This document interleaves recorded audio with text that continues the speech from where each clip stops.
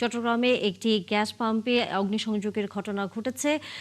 আমাদের সহকর্মী কামরুল ইসলাম মিন্টু যুক্ত হবেন, আশা করি আমরা তাকে পাবো সর্বশেষ খবর জানবার জন্য।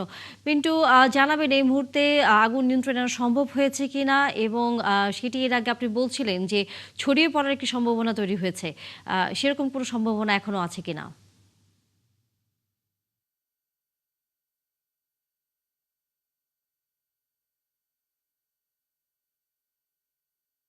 কিছুটা কিছুটা স্বস্তির খবর আছে।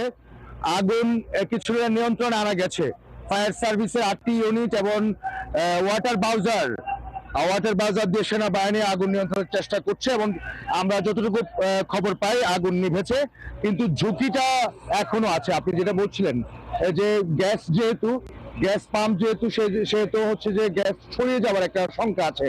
এই জন্যই ফায়ার সার্ভিস এবং সেনাবাহিনী যে টিম, তারা এখনো আগুন নেভানোর জন্য পানি ঢালছে। তাদের যে যন্ত্রপাতি আছে সবগুলো ব্যবহার করে, কিন্তু এখনো পর্যন্ত যেহেতু আশপাশে ঘর বসতি হোটেল মোটেল কটেজ আছে 300 মিটারের মধ্যে, তাহলে হচ্ছে ঝুঁকির কারণেই এখনো পর্যন্ত সব চেষ্টাই চালানো হচ্ছে। আপনাকে কিছু তথ্য দেই, 9 জন গুরুতর আহত হয়েছেন, কক্সবাজার সদর হাসপাতালে ভর্তি হয়েছে।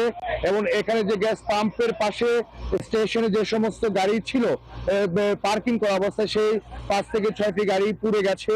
এবং এখনো আহতের সংখ্যা সময় যত যাচ্ছে তত বাড়ছে।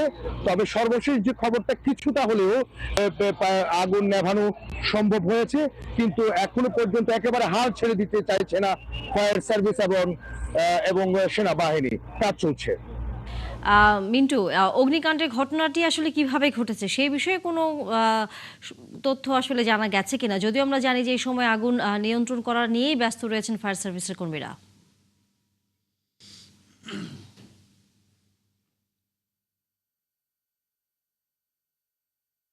কোনো তথ্য নেই, শুধুমাত্র সন্ধ্যার সময় লিকেজ হয়েছিল। গ্যাস পাম্পের যে লিকেজ সেটা ধরা পড়েছিল, গ্যাস ছড়িয়ে গিয়েছিল, ধোঁয়াশা হয়ে গিয়েছিল।